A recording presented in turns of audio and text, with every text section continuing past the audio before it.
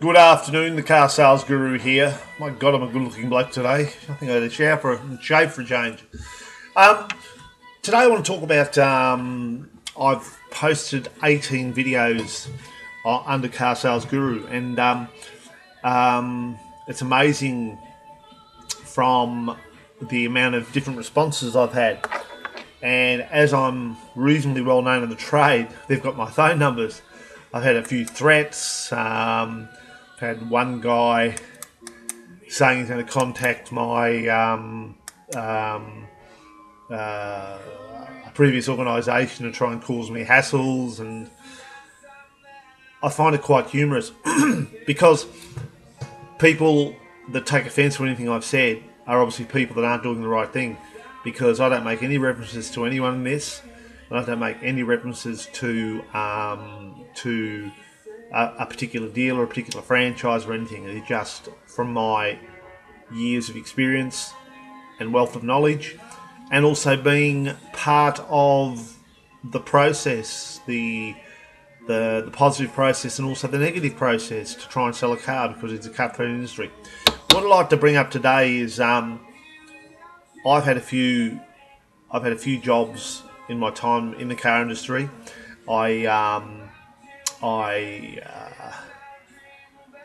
worked for a company called Motor One for a while. They actually do. They're in nearly every dealership in Australia. They're a massive, massive organisation, and they are sensational. They were sensational to work for. A lot of pressure, but they had all sorts of products, and you name it, they had it. I've also worked for quite a lot of dealers. And when I say quite a lot of dealers, an average time a salesman works for a dealership is around about 2 years, believe it or not. Because 2 years at 60 hours a week is probably equivalent to 4 years somewhere else. But I worked for this particular dealer, I think, for 4 years, if I remember. And he was in Queensland. And for the first time, I am going to bring up a name. It was Just Nice Cars. And on the Magic Mile, one of the most competitive strips in Australia, compared to Parramatta Road in Sydney. It was a different entity altogether, very, very competitive, and he was a non-franchise dealer. Now, the reason I bring up this business, is because a few reasons. Number one, to make a company work, you have to believe in your company.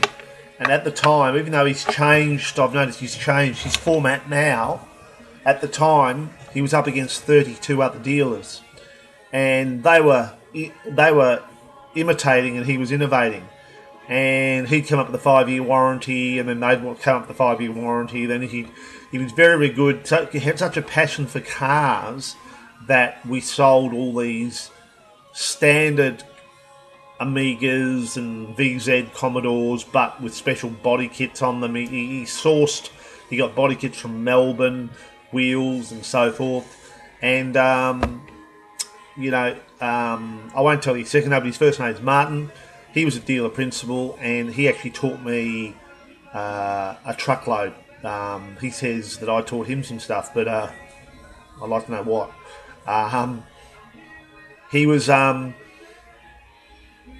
when he walked into the yard, he had a presence about him. No matter what you were feeling, or what you said, or how you were feeling, he had this one way of doing things, and it had to be perfect. I mean, his yardies, my God, I've worked in a few yards since his dealership, and the yardies just walk around the yard hosing cars. His yardies walk around hosing cars.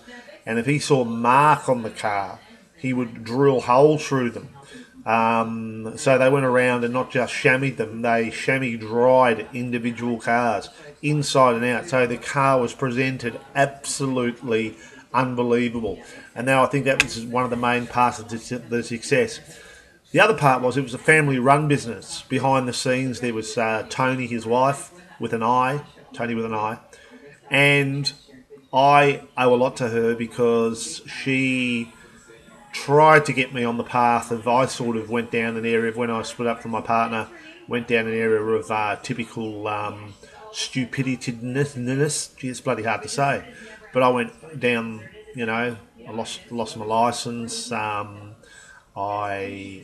drank a lot, partied a lot. Yeah, you name it, I did it. And I was friends with Martin and friends with Toni, and it's hard to be friends when he's your boss, because let me tell you, he was a straight down the line boss. No effing around with him, whether he was with best mate or not. We had a couple of clashes, and I definitely lost big time, tail between my legs, and I deserved it when you think about it now. At the time, you don't. But with Toni, she's just the most do anything for you. She done my finances for me. She put money in accounts for me. She paid my ex-wife for me. She did a lot of stuff that you just don't have to do. They bought me a car. I took a lot of things for granted. So this video is dedicated to the fact that it's hard. I suppose I'm telling other salespeople out there, it's very, very hard to have friendships when you work for someone, because I got very close with these people, and I won't say it backfired, because I still talk to, well, at least Toni. I don't talk to Martin that much.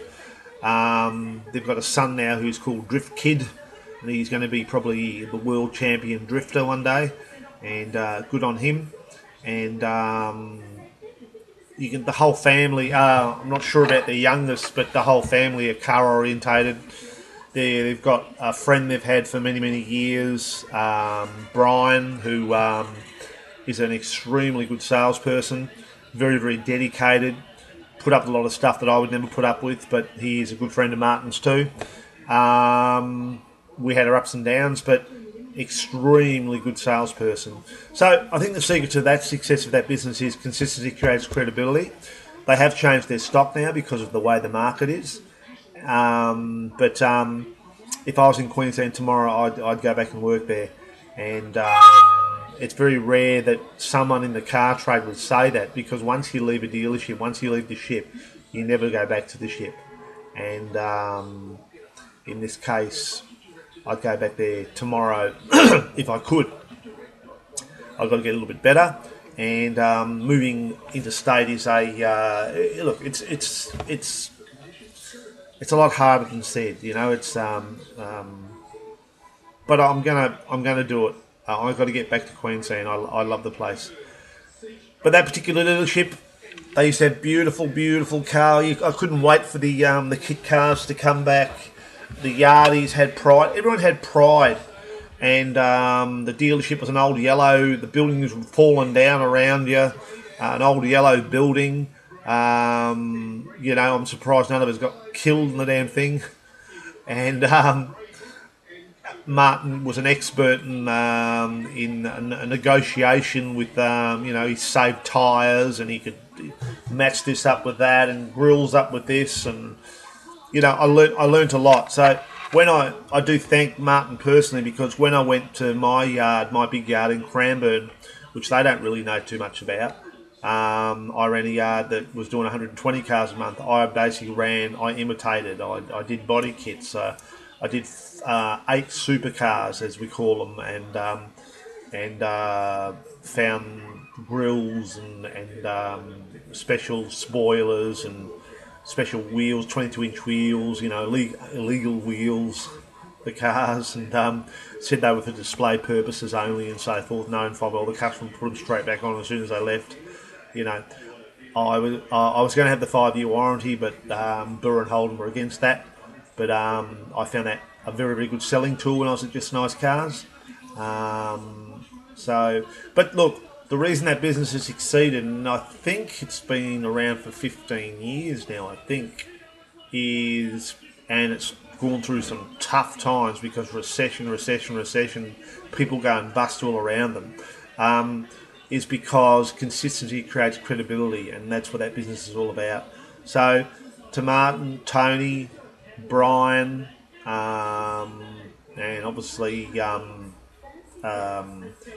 Actually, Cheryl's not there anymore. She was a bit of a character. Thank you all very much.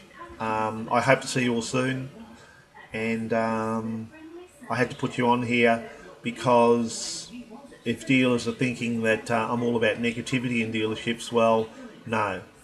If you're thinking that I'm saying negative thoughts, you obviously are doing the wrong thing. So I'm not on here to be vindictive with anyone.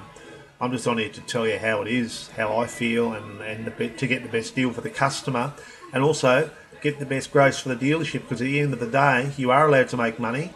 You are allowed to do aftermarket. You are allowed to do finance. You are allowed to put accessories on a car, and you are allowed to make a profit. And I'm telling the customers this, that if you're a plumber and you want to charge me $60 to put your hand down my shit house, well, you earned that $60. Well, I'm entitled to make a living as well. So, but some dealers get a bit greedy, and you know, they want to charge $2,600 for aftermarket and stuff, and that's where it goes. That's where it starts to get a little bit. Or franchise dealers want to charge $600-700 for bloody servicing. You know, ridiculous, absolutely ridiculous.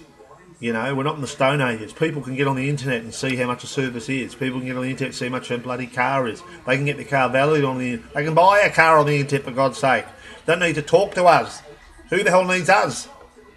So, you know, why the hell am I talking about this? Because I was meant to be talking about bloody just nice cars. I've got no idea. Probably those bloody pills I'm on. I'm going nuts. Anyway, I'm coming up to Brisbane. Today is the 18th, 19th. I'm going to kill that dog in a minute. Today's the 19th of the 10th. And I've got a little quick joke for Martin and Toni to hear it. A 71-year-old guy goes into the doctor's and goes up to the doctor. The doctor says, I need 3 samples out of you. I need 1 sperm sample, I need 1 urine sample, and I need 1 faeces sample. The old guy turns around to his wife and goes, what the hell did he say? The doctor repeated and said, I need 1 urine sample, 1 sperm sample, and 1 faeces sample. The guy turned around to his wife and said, what the hell did he say? And the wife went, he wants your pyjama pants. Have a nice day.